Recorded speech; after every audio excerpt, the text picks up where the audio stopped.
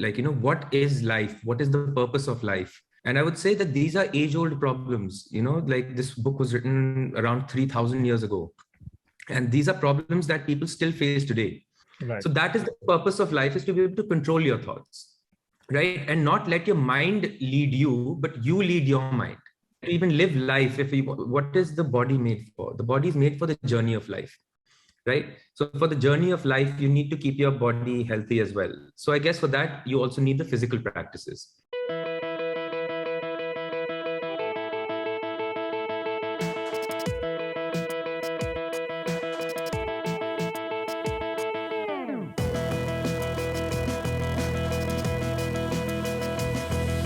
So, hi everyone. Welcome to another episode of Voices in My Head. I know this has been long overdue, but as you know, I wait for as long as it takes to meet the right person to have on the podcast. And I feel I finally got a good person for you to learn a lot from and for me to learn a lot from.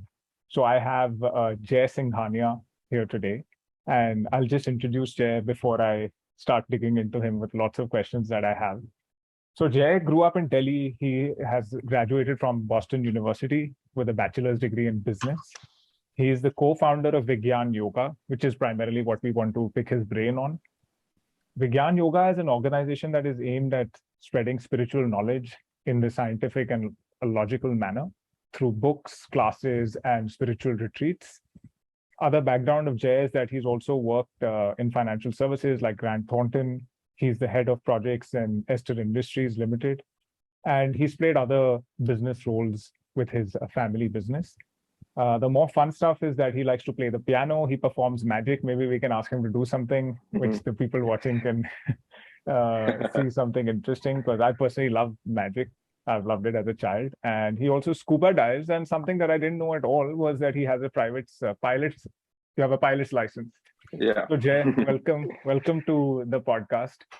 Thank you for having me. Delighted to have you here. But the reason you're here is because you've just written a book, which is called Decoding the Yoga Sutra of Patanjali. And the subtitle is It's a Beginner's Guide to the Ultimate Truth. Yes.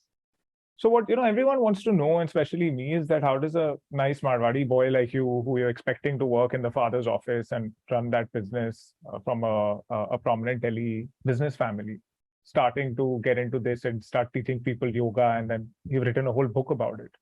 Yeah. So basically, I guess it is like, I've come from a business background, and, I would say I've come from a privileged background. And so with that, like people also say, like, you have everything that you want. You've got a business, and also why did you get into this? So, even though I could get whatever I wanted, or I could achieve whatever I wanted in that sense, I didn't have that sense of satisfaction. And a few years ago, I kind of slid into depression, and I slid into anxiety. And, when that happened, it was quite a chronic depression. And, like my family used to ask, what happened? What is it that you want? So I didn't have an answer to that. Like, I don't want anything. It's a mental state that I'm in, and I don't know what to do about it. So I did try therapy. I tried group therapy. I had a psychiatrist. I took medication as well. And, even though I was on a high dosage of medication, I still did not feel happy. So then I got into spirituality. There are different gurus that I found, and I learned the different techniques that they teach. And I used to do those techniques every single day, maybe 3-4 hours a day of yoga, pranayama. And, when I used to do that, I used to feel a little bit happy, I would say, at that moment, but my general sense was still low. Right. So I wanted to go deeper into what is it that I'm actually doing? Like, if I'm doing yoga, what's happening to my mind? If I'm doing pranayama, what is happening to my mind? And so in my research, I found the Yoga Sutras. And, when I found the Yoga Sutras, it was such practical knowledge that I got, and it went really deep. Like, what is life? What is the purpose of life? It goes into the depth of what is the mind, right? And how is the mind created? What are the different types of stresses that you have, and how to remove those stresses? And I would say that these are age-old problems, like this book was written around 3,000 years ago. And these are problems that people still face today. So so when I started learning this, I thought that this is great information, which I can definitely use for myself. But this is information that I would also like to pass on to people so that, they can use it for themselves as well and help themselves. And when you say you discovered this, I mean, when even me, someone being very interested in wellness, I know about yoga perhaps on a very superficial level. I know what works for me and how some asanas but I've never really been interested enough in yoga per se to get into the depth of it. Of course, a lot of my problems I've been able to solve with certain breathing exercises and certain methods that have come partly out of yoga, partly out of something that the Tibetan monks do called Tumo, because that's where Wim Hof is this gentleman I follow. He developed the Wim Hof method, which is a combination of, you can say, pranayam and Tumo breathing and cold exposure. And if you really dig deep into our past or the past of, let's say, yoga, perhaps you will find similar kind of practices there. So when you say, so I just want to, before we proceed, when you say that you were depressed and anxious, can you at all describe for us what were you exactly feeling? Because so many of us struggle with, that you're feeling out of whack or out of balance. And there is a difference between feeling unwell physically, because of course, mental issues do end up creating physical ailments, and you end up physically feeling tired or like you're unwell. Yeah. So I'm just trying to get as many perspectives as possible. I try and ask people when they say they were depressed, what were you feeling? Because somebody else may be able to realize that they can get help rather than just ignoring something that they're feeling. So I think it'll be helpful to know when you said you were depressed and anxious. Okay, so I guess I can start with the symptoms, right? So the symptoms would be like, first of all, there was no purpose in life. Right now, when there was no purpose in life, I didn't know what to do, right? Like, where should I direct myself? What should I do? Like, there were many avenues open that, I could do a job, I could do a business. But then, there's always, I could do all of these things, but there was no goal. Like, I didn't feel like doing anything. And I guess one of the main things was just mental fog. There was so much mental fog that I did not know where my thoughts were coming from or what to even think. It was just completely blank, right? Okay. So I guess that was one of the symptoms that I did feel. And then, when that happens, then just want to be at home, don't feel like doing anything. So, so I guess the main thing was that having no goal in life, that is what brings about depression. And then, I guess depression starts from anxiety, right? So when you feel, why do we feel anxious? First, identifying that, yes, like, a lot of people, when they go through depression, I guess they have that denial of depression, right? So like, no, I'm totally fine. And then they just go ahead with their lives, right? And they just try to do whatever they feel like they're doing. So I guess, so that is also a problem in itself. So if you don't know that you have a problem, then how do you move ahead? And I find it so, I can empathize when you say that your family was saying that, what do you want? You have everything, whatever you want, we'll do. You want to start a business, you want to do what you want, just be happy. And I really feel for the family as well. But I also feel that it's important for them to understand that I don't want anything. I just want to feel better. I don't want to feel like this. Exactly. So so I just want to feel better. And, when I found spirituality, so that's when I understood that it's not something that I want, right? It's just wanting to feel happy, right? So I started understanding that everything is actually in the mind, right? No matter what, because, if you see even the richest person in the world, even they have sorrow, even they have problems, even they go through stresses. So, when I thought about that deeper, I realized that, money is not going to do anything. Yes, money is important. If I want to live life, I still require money, but just collecting money and, trying to just gain possessions and, just doing so many things, like that's not going to that's just going to give me experiences, but it's not going to give me mental satisfaction, right? So the main thing is that that our mind is overactive. And when our mind is overactive, that's when we feel bad. So I think the problem that I realized is that that at least for myself is also that, and in general as well, that we have a lot of desires, right? And we just try to follow all our different desires. And the way life is that everything cannot be met. All our desires cannot be met. And when that happens, then we start getting sorrow, then we start getting anxiety that why did I not get this? How can I achieve it? So all of that, what's happening is that the mind is just getting more and more active, right? So now if I don't get what I want, right, then what's going to happen? Then I'm going to start thinking, how can I get it? I'm going to start thinking, why did I not get it? So now these are all negative feelings. Now, when I get negative feelings, then I'll start suppressing it because it doesn't feel good, right? That's what the mind automatically does, because we want to stay happy. So we start suppressing it. Now, when that anxiety happens and we start suppressing it and that becomes a habit, then once it becomes a habit, then any thought that you get, it just goes down. It just keeps suppressing. And when that happens, I guess suppression leads to depression. Right. So first it starts with a desire, then not able to get that desire, then suppression, and then depression. So then you don't understand who you are. Then you don't understand where you're supposed to go. And that becomes a habit. Yeah. Okay. I think that's a very easy way for people to understand. So I appreciate that explanation. So let's talk about Vigyan Yoga, because the first time I heard of Vigyan Yoga was from your book.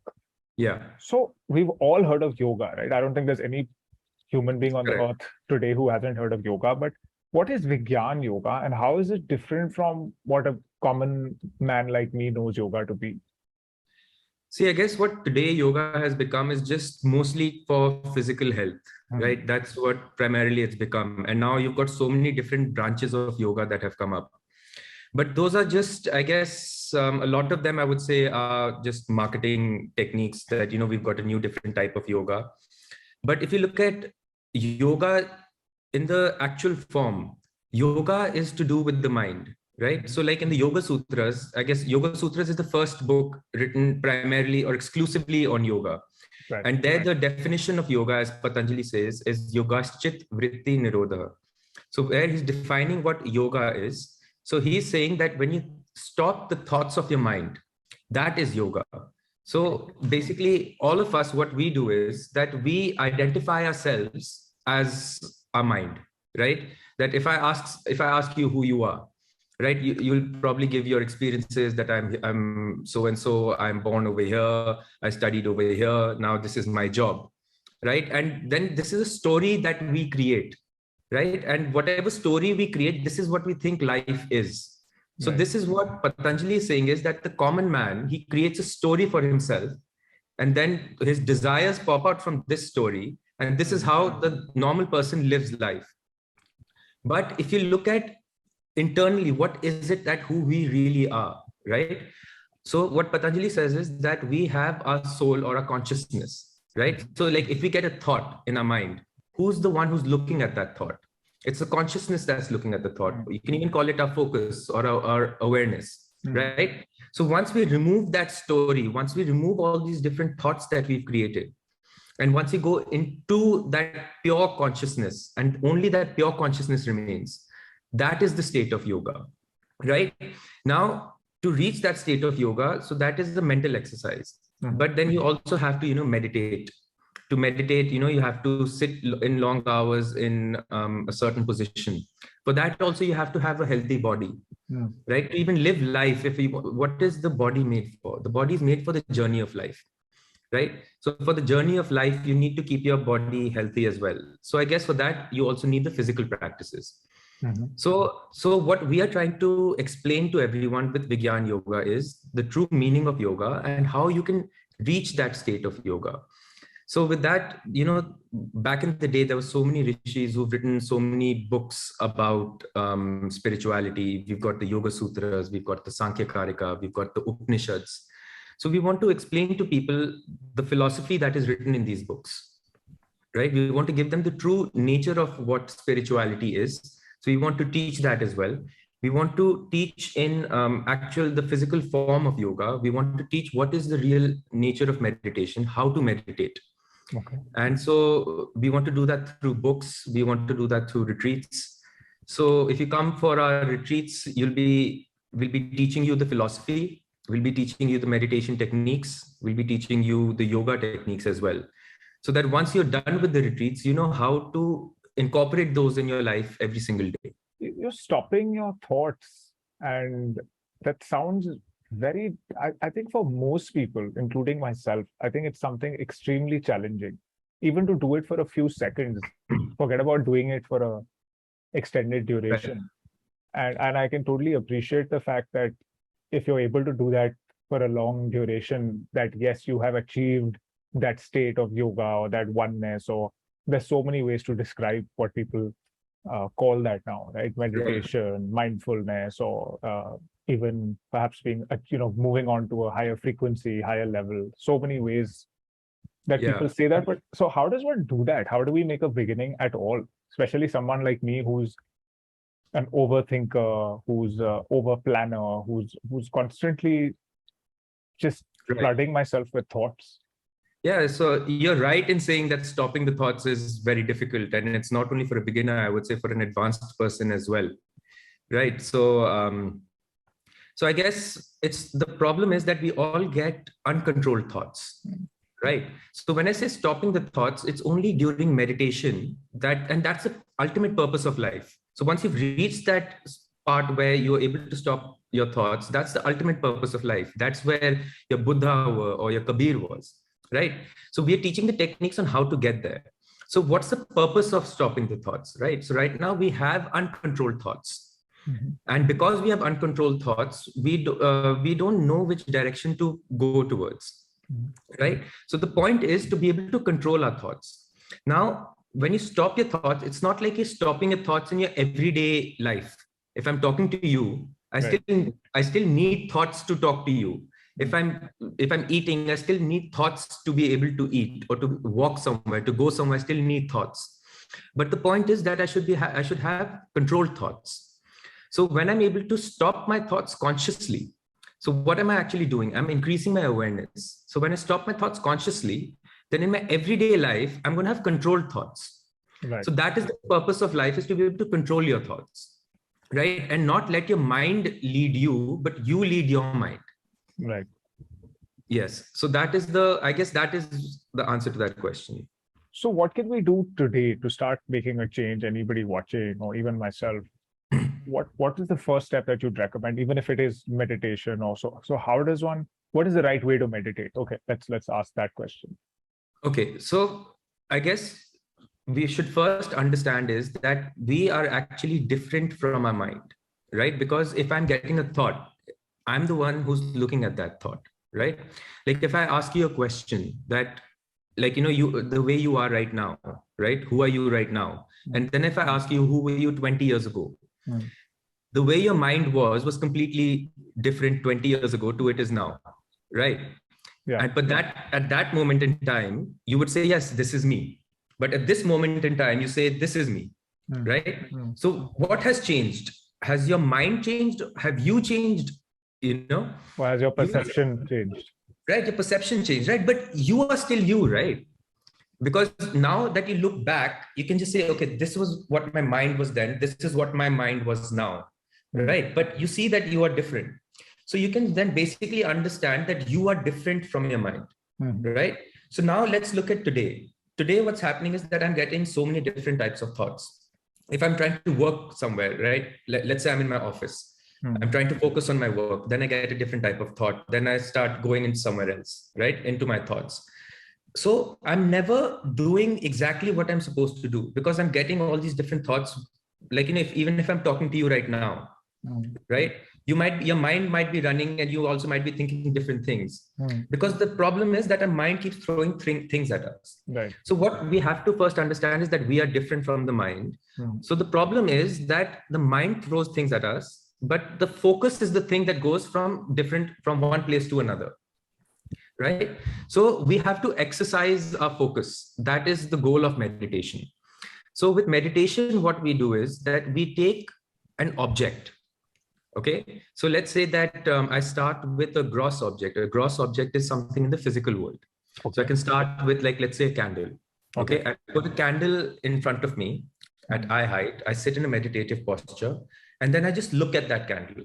Okay. Now, in the beginning, what I will see is that while I'm trying to meditate with the candle, my mind is again going to throw a lot of things at me, maybe about work, maybe about something fun I want to do later.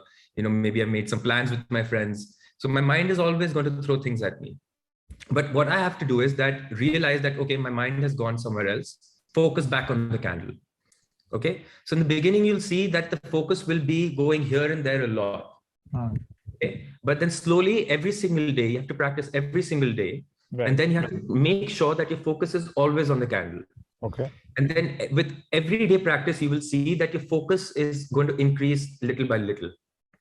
Okay. Right? So a quick question there. Is there a minimum time we should try that exercise every day, like 5 minutes, 10 minutes, 15 minutes? Yeah. So I guess it's different from person to person, but I guess a good starting point is about 10 minutes. Okay. Right? That's not bad. I don't think that's that much. So for someone who's never done this before, a good starting point is 10 minutes. You sit in a meditative posture, look at the candle. Because, if I talk to people also that they're like, oh yeah, I can't meditate, or I'm not in the right frame of mind to meditate. But if you think about it, no one is in the right frame of mind to meditate, because no one likes to meditate. Right. Right. Because the mind, again, wants to have fun. The mind wants to do something pleasurable. So a good starting point is take that candle, look at it for 10 minutes, and then increase it every day. Okay, maybe for a week do 10 minutes, then go up to 15 minutes, then go 20, 25, 30. You can stay at 30 for some time. But even when you get up to 30 minutes, it's not going to be like you'll be able to focus on the candle 100%. Right. Right. It's a daily practice. I would say it would take a long time to be able to do something like that. 30 minutes sounds like a lot. 30 yes. minutes does not sound easy to do. 30 minutes, yes. And then once you're able to do that, then you'll see that, once time goes by, let's say you've done this for a year, then after a year, you'll be able to think back and say, yeah, my focus has increased a little bit, right? But with meditation, I guess the meditation just by itself is not only important, right? Like if you see in the book as well, that you also have to change your lifestyle. Okay. And by lifestyle, I'm not only talking about exercise and food, but I'm talking about morality as well. Okay. So basically try to not make other people angry as well. Like, because if I feel angry, it's not a good feeling. So then if you hurt someone else, that kind of hurts us as well, right? That also gives us anxiety. Like if today I go and I steal something from someone, right? I know that stealing something from someone is not going to make them happy, or it's not going to make me happy, right? So it's not going to make them happy as well. So that is also going to hurt my consciousness somewhere, right? Or if I steal something from someone, then I'm going to start thinking that maybe I hope I didn't leave a clue, or I hope that I don't get caught. So again, I'm increasing my restlessness, right? So then it's also about making those mental changes in life. So there is a bit of living your life with some ethics and principles, which is correct intertwined with this practice. You can't separate them. Correct. Another question was that why can't, like I'm sitting on a chair, you're sitting on a chair. Why can't we sit on a chair? Why does it have to be a meditative posture? So what happens with the chair is that if I'm sitting on a chair like this, right, I've got a base over here, right? So I'm not consciously sitting straight. Yeah, your spine is not straight. The spine is not consciously straight. So I guess to be able to meditate, your spine has to be straight. Okay. Right. So there's just a posture that you have to sit in to be able to do that, because then I can just laze and then I can fall asleep. Right. And that's why people, if they say, someone has asked me, can I lie down and meditate? I was like, yes, that's called sleeping. It's not meditating. Because, now you have a lot of these guided meditation apps and stuff like that, which says you can lie down or sit and not necessarily sit in what we traditionally believe to be the meditative posture with cross-legged on a hard surface with a straight back, Right. So I would say, like with guided meditation, I think it's a good starting point if you like, but I would say it's a good band-aid as well. right? It's not because after the meditation, one might feel better, right? But if you're trying to get into your mind, then the guided meditation is not going to help much. Right. I would say it's only a good starting point to cure the symptoms. But if you want to cure the mind, permanently, then you have to understand your own mind. But with guided meditation, there's only a certain limit that you can get to. Okay. But at least you're saying that's better than not meditating. That is definitely better than not meditating. It's a very good starting point. But I'm talking about, with Vigyan Yoga, what our goal is to be able to understand the mind so that one is free from restlessness, one is free from sorrow permanently. Okay. And you really think that, or that that's possible? It's possible for us to reach a state in which yes, if one has the will to do that, then it is definitely possible. But again, I'm not saying that this is the goal of every person. I'm not saying that every person wants to reach that goal of liberation, right? But these techniques will definitely help, even if I want to achieve something in my business, let's say, or let's say I'm a sportsman and I want to be number one in my sport, or I'm a musician, I want to be able to play the best piece in the world, right? For that also focus is necessary, calmness is necessary. So again, you can use these techniques to help yourself to do that. Okay, understood. Yeah. I guess this is a good time to come to, since it's on your cover is a beginner's guide to the ultimate truth. So what is the ultimate truth? See, what's the goal of spirituality? The goal of spirituality is to understand the truth of life. What is this world? What am I? Who am I? What is my purpose? Right. And like I had explained earlier, that, that we have created a story for ourselves, right? That whatever, let's say that in my life, whatever I've experienced, that is what is there in my mind. Okay. Now with that, I've already created a story and I'm living my life with that story. Right. Now, as long as I have that story in my mind, I'm not able to see what life is in reality. Okay. So we are basically, why is it an ultimate guide to the truth? Because it is explaining to you what is the mind. How is the mind created? What are our thoughts? What are the different types of thoughts? So it is first important to understand what are these thoughts that I'm having, right? In order to remove them. And once I remove that story, once I remove that thought, then I'm able to see reality as it is. So that is the goal of spirituality, so that I can see reality, so I can see what the truth is. Understood. And would you also say what we call nirvana, or this word is really thrown around? This has been a word which has been, I guess, popular for thousands of years. This is a word that has retained its use in the modern lingo as well. So what is nirvana? So the state of yoga that I'd explained earlier, that is the same thing as nirvana. Some people call it moksha. There's also a word kaivalya. So all of these states are the same as the state of yoga. One, when you go into a complete state of thoughtlessness. Right. Another way of explaining it is that, like how Patanjali explains it. So you've got your Purush and you've got Prakriti. So Purush is the consciousness, the soul, right? Prakriti is everything apart from the soul. So everything in the world is Prakriti, like this, your table, chair, the world, the earth, all of that is Prakriti. The body is Prakriti. The mind is also Prakriti. Prakriti in its very general sense also means atom, right? Right. So the smallest unit of matter is Prakriti. Okay. So that's what Prakriti is. Now, when I separate Purush and Prakriti, then that is the state of yoga.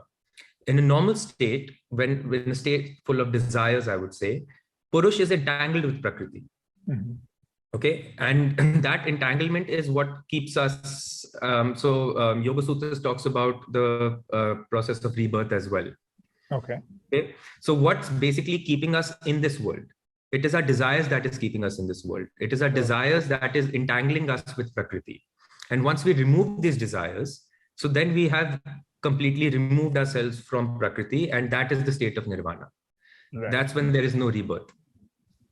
So when we, at least in the Hindus, they believe that once you ended that 84, 100,000. What is that? It's called 84 lakh Yunia. I guess those are also a lot of stories, but according to yoga philosophy, basically Purush by itself and Prakriti by itself, they are eternal. Okay, but anything that Prakriti is made out of is temporary. Anything in this world that you see is temporary. Right. So Purush and Prakriti have been eternal. So they've been going on since ever. Okay. So we have been taking life again and again since the beginning of time, if there is. Okay. I won't go into the detail of how did life start or when did life start, because that is a question that is very difficult to answer.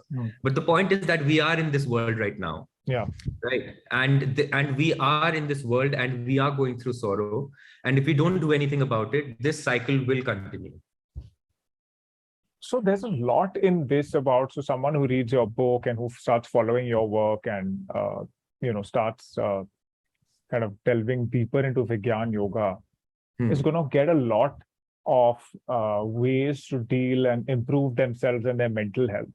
Now, is there equal importance on the physical health aspect? Because I know that in my mind, they're intertwined, but I'm saying in terms of physical, like, we've got one kind of, I would call it a biohack in my world of doing this meditation with a candle.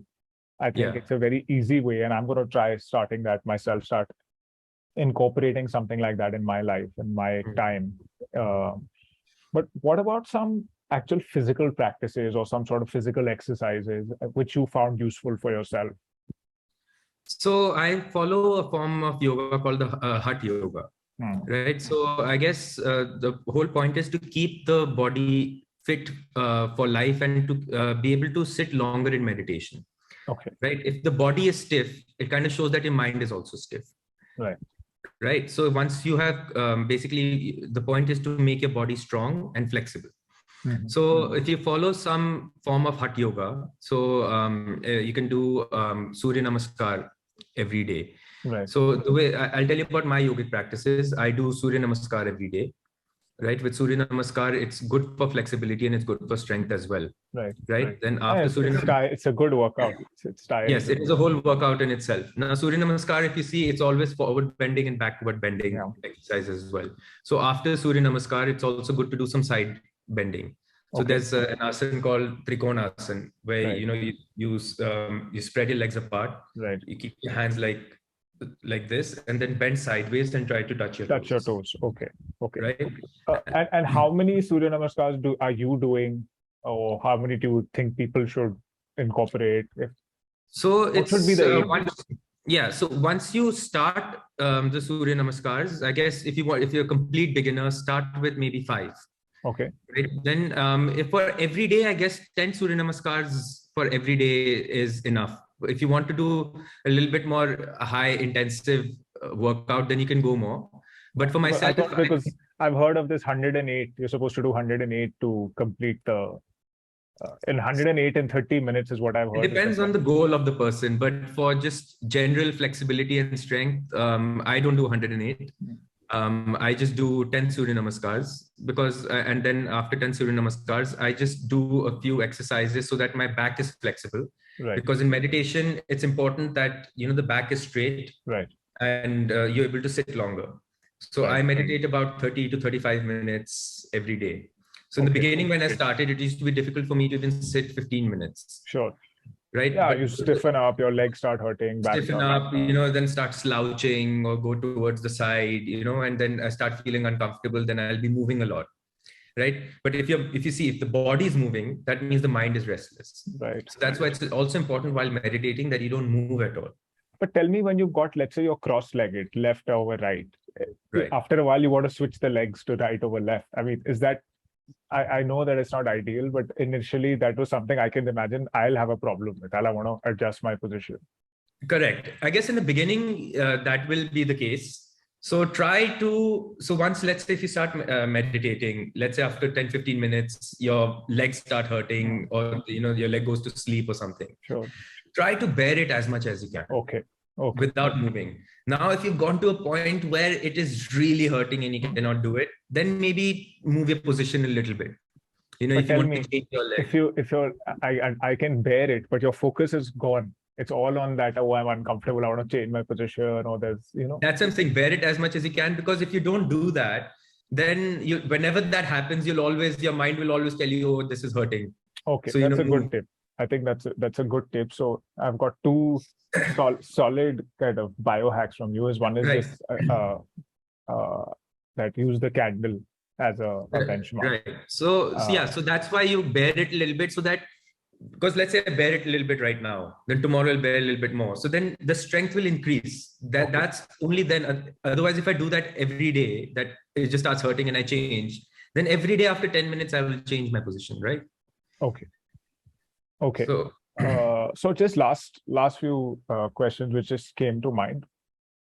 Does the Yoga Sutra kind of, are they like major do's and don'ts? Because I know one is ethics, but we know that something, let's say like an alcohol or a plant medicine, or some people now, marijuana is a plant. I mean, it's not so taboo in my mind versus a lot of other hard drugs that people do. And we know that alcohol in some form or some form of hallucinogens, mushrooms, plants were consumed and have been consumed for thousands of years. In fact, now there are some theories emerging that the reason we became from apes, we developed into human beings was because we consumed some psychedelic substances often enough to realize there's more to the world. And so that's, of course, a debatable theory, but there is no debate on the fact that we have been consuming these substances for a long time. How does Vigyan Yoga look at these substances or things? So I would say, all these substances, whether it be alcohol or anything, I would say they are just kind of a shortcut into happiness, right? So what happens when we want to consume alcohol? What's actually happening in the mind, right? I've consumed alcohol in before, right? Now I've liked that the taste or the feeling that I get after alcohol, because my mind is restless. When I consume alcohol, then my mind stops becoming restless, at least at that moment, right? So it's a sense of happiness that I have created. Now, because I've already felt that sense of happiness with the alcohol, I want to go again. So what's happening now in my mind, let's say I've not had alcohol in a day or 2 days, then my mind starts throwing a thought at me that I feel like having alcohol because I like the feeling of alcohol. So that is also in a state of restlessness, right? That because the mind is telling me that I like alcohol, so let me get alcohol. So then again, I have alcohol. So then I drink it, then I feel good. Then again, a week passes, then again, my mind starts running that I like alcohol, I want to consume alcohol. So that's what we're just basically doing is, again, we're going a little bit deeper into that state of restlessness, I would say. Okay. Right, because we have just created another thought that I want to consume alcohol, and we've just created another band-aid, I would say. Okay. But that's not really helping the mind in general. And you feel that the state that you're trying to achieve by, let's say, drinking alcohol or consuming some other substance, you can actually achieve that state naturally through using. So once you've achieved that state naturally, because what are we trying to do with these substances? We're trying to calm the mind. But if I can calm the mind naturally, then I don't need substances. Right. I'll explain how the mind is created. Okay. So we've got our 5 senses, right? So we've got our 5 senses, and they interact with the world. Okay. Now, once they interact with the world, we create a thought of either good or bad. There's always a duality. We always look at things as either good or bad. Now, if we consume something and we like it, then an attraction, a memory of attraction is made. And if something we don't like, a memory of aversion is made. Now, if there's a memory of attraction, thoughts about those things come. Like, again, like you spoke about alcohol, that I've consumed alcohol, I like the feeling that I got after alcohol, right? So memory is created. Now, once that memory is created, a thought will come that I want to do this again. Once that thought comes, I start thinking that I want to do this again. Then I make a physical action. I make a plan in my head. How should I get this again? Then I do a physical action. I go to the store, I buy the alcohol, I put it in a glass, I drink it. Now, once I drink it again, I like that feeling again. So once I like it again, that whole process starts again, another layer of memory is made. So like that, we keep consuming, and then we make a memory. We again think, consume, create a memory. So we keep adding these layers of memory. Right. And then that becomes like impression, right? So an impression becomes that it's kind of become a little bit more a part of you. So the more the impression is made, the more thoughts about it you get. Right now, if I keep doing it every single day, and now it's become habitual. Now, once it's become habitual, it's become a part of your day, right? Come back from work, without even thinking, go get a bottle, have a drink. It just becomes a very natural, it becomes a part of your being, right? Have a conversation with your friends. Mere to ek drink ke bina roz hota nahi hai. Hai na? So that's just, again, that part of the story, what I told you, that part of the story that you make, now that's become the life. So that's how the mind is created. And the same thing will happen with different substances. Okay. Because these substances are basically designed to make you feel that happy. Sure. Right. But it's a sense of happiness that you're getting. And now, again, we've created all these extra thoughts in our head, which are making us restless. So this is interesting, because this is, like you said, you create that layer of memory, and then you're reinforcing that every time you do it again and again. Right. So it's the same with social media, shopping. People develop gambling. People develop addictions to. You can develop an addiction to anything. Anything, whether it be TV shows, movies, go to the theater every day, have to meet my friends every day. Could be anything, cigarettes, whatever it may be. So this is the story that we've all created, right? Your story is different, my story is different, everyone's story is different. But if you look at it just internally, who we are, that is the pure consciousness.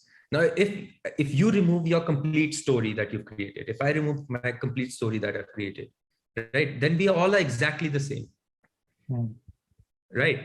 So if you see all your different philosophers, the really high up philosophers, whether it be Kabir, whether it be Buddha, they all talk about the same thing.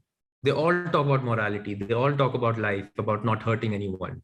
Right. Now, Kabir did not know Buddha. Buddha did not know Socrates. Right. But they all talk about the same thing, because life in itself is pure, and it's the same throughout. Whether it's your life, my life, even my dog's life. Right. Right. Life is life, and we are trying to get to the truth of life. Fascinating. No, I think people are going to find your book fascinating, and they're going to definitely want to follow more of your work. So before I conclude, what's next for you, and what's next for Vigyan Yoga? What's the plan now? You've got this book out. Immediately, are there any next steps for you? So our next step, so we are working on our next book now, which is called Sankhya Karika. So Sankhya Karika is a sister philosophy of the Yoga Sutras. Right. So Sankhya and Yoga used to be one philosophy before the Yoga Sutras were written. Okay. So Patanjali wrote the Yoga Sutras, and there's another philosopher, his name is Ishwar Krishna, who wrote the Sankhya Karika. That's when they split off into two. Right. So Yoga discusses into the practical angle of reaching the state of yoga. And Sankhya Karika discusses the theory. So basically, if you go into the mind, the intellect, the ego, the thoughts, it defines what are all of these. It gives the definition of the soul. It gives the definition of the mind. So if you read the Sankhya Karika and Yoga Sutras, I would say that in itself, you would understand spirituality completely in its whole. So would you say that this is a sequel to your first book in a way? It could be, I would say, kind of like a prequel as well, because you would understand the concepts much deeper, and then you go into the practical angle. Okay, perfect. And tell us where can people follow your work and buy your book and learn more about Vigyan Yoga? So currently our book is available on Amazon in India. So in India, you can buy it on Amazon. Very soon it'll be available on Amazon in the US, Canada, and Mexico as well. Okay, excellent. And soon books will also be available in bookstores, in home bookstore as well. Okay. And Vigyan Yoga has a website which people can go and maybe sign up for some, you have those sessions, spiritual retreats. How does one sign up for those? So we have a website, vigyanyoga.com, and there we'll be starting classes very soon. So over there, you can learn we have a general classes for your everyday classes, which is yoga and meditation classes. Then you can also do a yoga teachers training course. So if you want to go deeper into what yoga is, even if you don't want to become a teacher, right? If you want to get that knowledge in deep about what yoga is, then you can go learn the yoga teachers training course. Okay. We'll also be teaching philosophy. So we'll be having the Yoga Sutras course as well. And soon we'll be starting the Sankhya Karika classes as well. And this is all going to be like online e-learning kind of platform? Yes, this is all online. And then once our next retreat is planned, we'll be giving that information on vigyanyoga.com as well. So then people can go on our website and sign up for the retreats. Sorry, a long-term plan is also opening an ashram. Oh, excellent. Yes, so we will be opening an ashram where we'll be teaching people, where people can come and stay and basically get this knowledge and incorporate it in their lives as well. No, I think what you're doing is amazing. Congratulations on the book and this venture. And I have got to, learn so much. And I'll just reiterate the two immediate things that people can start. One is start doing that candlelight meditation, which is focusing on a candle. And the second is just start trying to make your body more flexible by doing a few Surya Namaskars every day. And just do with dedication, even those two things done and expanded over time can help you achieve a pretty robust state of health mentally and physically. And that's what we all want. I think one of the purposes was for you also, as when since you suffered from depression and anxiety yourself, but you've been able to come out of that using these techniques. That's the mission for someone like myself and you, is we want to share more of this information. So once again, I recommend everybody to read your book. I'm going to put up all the links so that people can easily access your book and find it on Amazon. So thank you so much, Jay. This has been a delight to learn from you, and thank you all for tuning into Voices in My Head. And we'll be back with more interesting people that we can learn from and get our wellness in order. So all the best. Take care. Voices in My Head is created and hosted by Yameer Adhar. This podcast is for information purposes only. Statements and views expressed on this podcast are not medical advice. We disclaim responsibility for any adverse effects that may arise from any information contained herein. Opinions of guests are their own, and this podcast does not endorse or accept responsibility for statements made by guests. This podcast does not make any representations or warranties about guests' qualifications or credibility. If you think you have a medical problem, consult a licensed physician.